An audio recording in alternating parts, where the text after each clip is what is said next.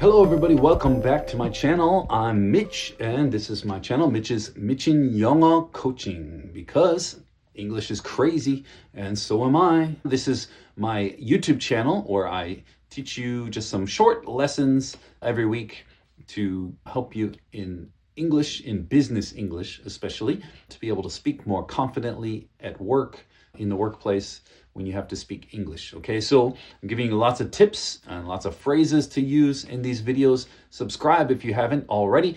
If you want to learn more, go to my website, mitchinenglishcoach.com, and there I have a online business English course that I've just launched. I've recently launched it. It's a course, 5 lessons, video lessons with me teaching, and each lesson includes 25 vocabulary and phrases that you're going to use for business, whether it's for meetings or negotiating, those kind of things, emails, all of those formal English kind of things that we do in business. There's some grammar that will help you in each lesson. I have worksheets and quizzes to help you in each lesson. There's an audio shadowing file with me, my voice. You can follow my pronunciation to improve your pronunciation. All of those things are included in this course, and it's available on my website right now. You can sign up for it and get it today, and you can start. You can study it at home, at work, on the bus, on the subway, wherever you are, on your phone, on your laptop, on your iPad. Very, very useful tool for you to improve your business English. So I suggest you go to my website, mitchinenglishcoach.com, and sign up today.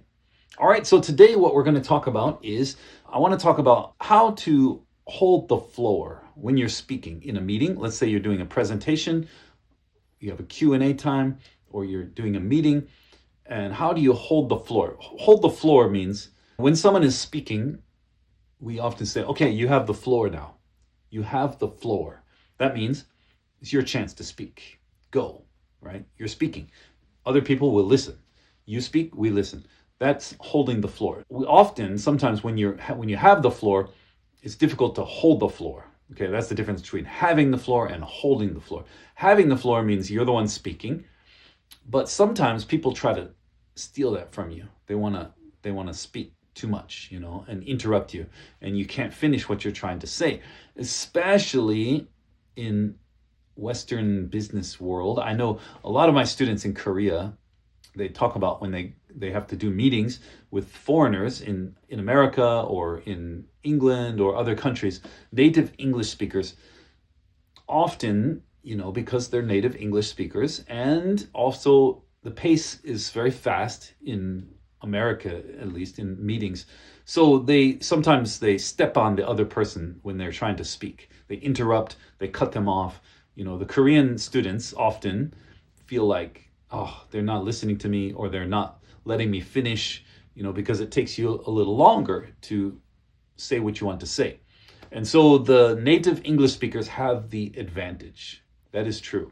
That part is, I know it's frustrating. A lot of my students, they talk about, how frustrating it is when they have to try to speak in a meeting and the Americans keep cutting them off, or the British people keep stopping them. They won't let them finish because it takes them longer to speak, okay? That could be you, and I'm going to help you try to give you some phrases here to what to do when someone keeps interrupting you or keeps talking over you when it's your turn to talk. You have the floor. How do you hold the floor, okay? So I'll give you 3 techniques here, okay? First of all, the soft finish, okay? This is for brief, minor interruptions. Someone's just, sometimes people just speak without thinking too much, and they don't mean anything by it. They're not trying to be rude. So, in that case, you can just politely let them know that you're almost finished with your current thought. Don't say like, oh, stop talking, it's my turn. That's not very nice. Say like this: if I could just finish this quick point, that would be good. Or I'm almost done. Just let me wrap up this thought. Wrap up this thought. That means finish, okay? So someone's talking, you say, okay, yeah, that's good. If I could just finish this point real quick and then finish your point. Or, I'm almost done. Just let me wrap up this thought. Okay, those are very, simple, polite ways to just let them know, like, yeah, I hear you, but I want to finish what I'm saying first because I'm almost done. Most people will say, like, oh, okay, sorry. Didn't realize that. Okay, and then technique 2, this is for question interruption. So if someone asks you questions in the middle of your thing, you want to address it, but then cue it up, right? Put it in the line, okay, in the order, because you're the speaker. If you're doing a presentation or you're leading the meeting, you have to lead. You can't let someone else interrupt you with questions at any time they want. You have to determine when you're going to answer those questions. Now, you should answer people's questions, but you don't have to immediately answer them, okay? You just, validate their question, but you control when you answer it to preserve your structure. You want to keep the structure of what you're saying, right? So you can't just keep getting sidetracked from people. So here's a good phrase to use. Say, oh, that's a great question, and I'll address it in just a moment once I finish this section. Okay, you're doing a presentation, you're finishing up a section, someone asks you a question, say, oh, you know what, that's a really great question. I'll address it in a moment when I finish up this section. Just let me finish this section first. Okay, and that way they'll say, oh yeah, okay, I can wait.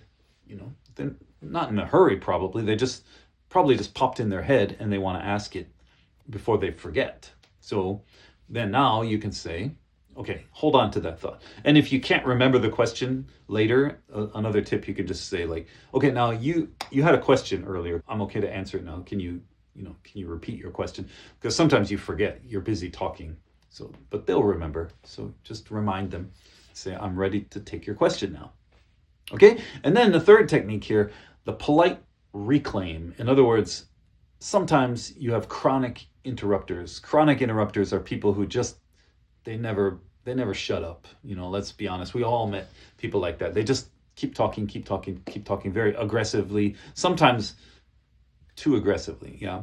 So you have to be a little bit more aggressive in that case. Not rude, but just calmly state that you are not finished.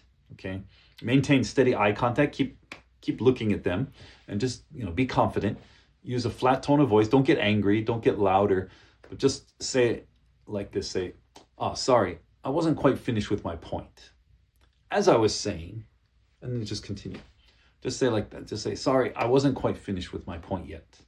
So as I was saying, okay, and that is a little more direct than the previous sentences I gave you. This one is, if you say it like this, not in a mean way or in a rude way or an angry way, but if you say it like that, most people will be like, oh, okay, yeah, I should be quiet now. So it kind of gives that serious tone. It's a little more serious, okay? Sorry, I wasn't quite finished with my point. As I was saying, and the quick change to continue is a good way to also let them know, like, look, I'm going to continue. I'm not finished, so I want to finish. And that way, hopefully, most people, they'll be quiet and they'll wait. Okay. So those 3 options, that third one you should only use for someone who keeps interrupting. Okay. Don't use it for someone just interrupting once. In that case, do the first one. Yeah. If I could just finish this quick point real quick, softly. But if they keep interrupting, then you can whip out that third one. Sorry, I wasn't quite finished with my point.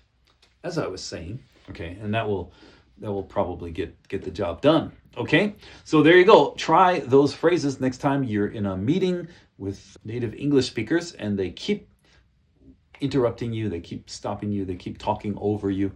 Try to use some of those phrases and hopefully you can get your point across and you can express what you want to say. All right, everybody, I'll see you in the next video.